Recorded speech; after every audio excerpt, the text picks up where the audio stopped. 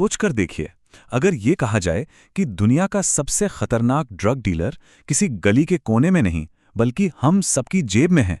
चलिए आज इसी बात की गहराई में उतरते हैं।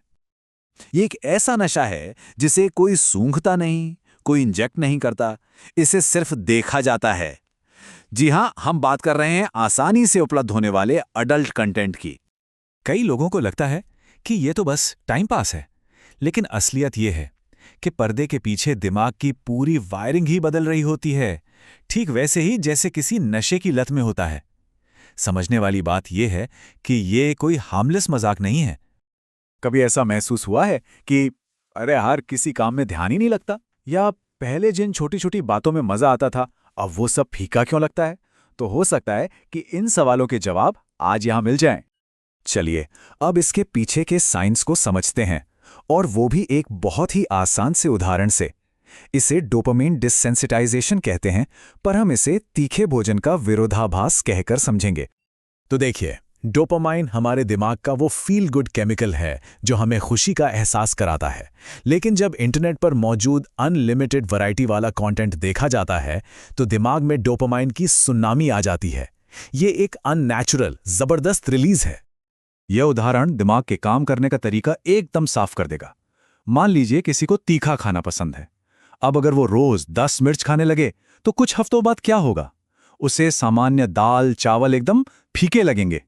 दिमाग डोपामाइन के इतने ऊंचे लेवल का आदी हो जाता है कि नॉर्मल जिंदगी की खुशियों में मजा ही नहीं आता। इसी को साइंस में कूलेज इफेक्ट कहते हैं।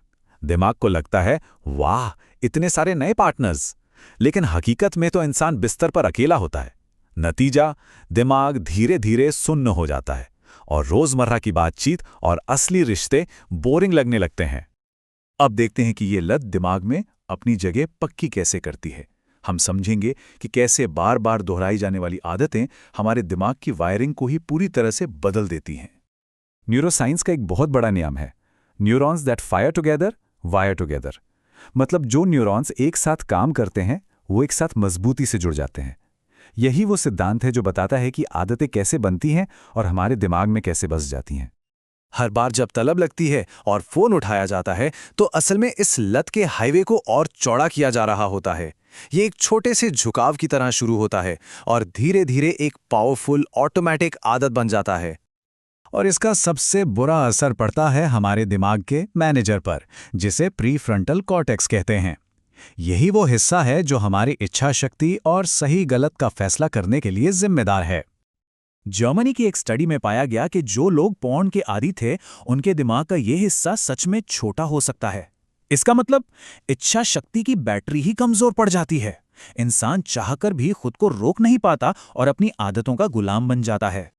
तो दिमाग के अंदर तो ये सब चल रहा है, पर इसका असल दुनिया के रिश्तों पर क्या असर होता है? अब जरा इस पर आते हैं। अब बात करते हैं PIED की, यानी पॉर्न इंड्यूस्ड इरेक्टाइल डिसफंक्शन।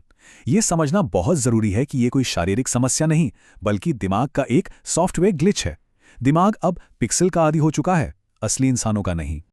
सोचिए, सालों तक स्क्रीन पर पिक्सल को देखकर उत्तेजित होने की आदत के बाद दिमाग अब असली इंसान की महक, उसके स्पर्श और उसकी भावनाओं को रजिस्टर ही नहीं कर पाता।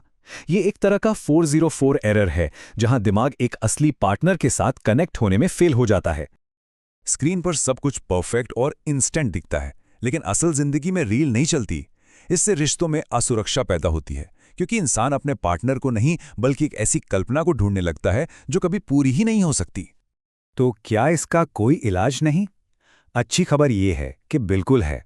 अब हम उम्मीद की बात करेंगे और देखेंगे कि हमारे दिमाग में खुद को ठीक करने की कितनी कमाल की ताकत है। हमारा दिमाग पत्थर का नहीं बल्कि प्लास्टिक जैसा है। इसे न्यूरोप्लास्टिसिटी कहते हैं। इसका मतलब है कि इसमें बदलाव की एक अविश्वसनीय क्षमता है। यही उम्मीद और रिकवरी का साइंटिफिक आधार है। तो सबसे जरूरी बात यह है कि यह डैमेज परमानेंट नहीं है। अगर दिमाग को उस सुपर डोपामीन से कुछ समय के लिए दूर रखा जाए तो डोपामीन रिसेप्टर्स फिर से ठीक हो सकते हैं। वो खोया हुआ फोकस, एनर्जी और असली रिश्तों का मजा सब वापस आ सकता है। इसके लिए बस कुछ समय का ब्रेन डिटॉक्स करने की जरूरत है। तो अंत में सवाल यह है, दिमाग का मालिक कौन है, इंसान या फिर उसका फोन? ये एक ऐसा सवाल है जो हम सभी को अपनी डिजिटल आदतों के बारे में सोचने पर मजबूर करता है।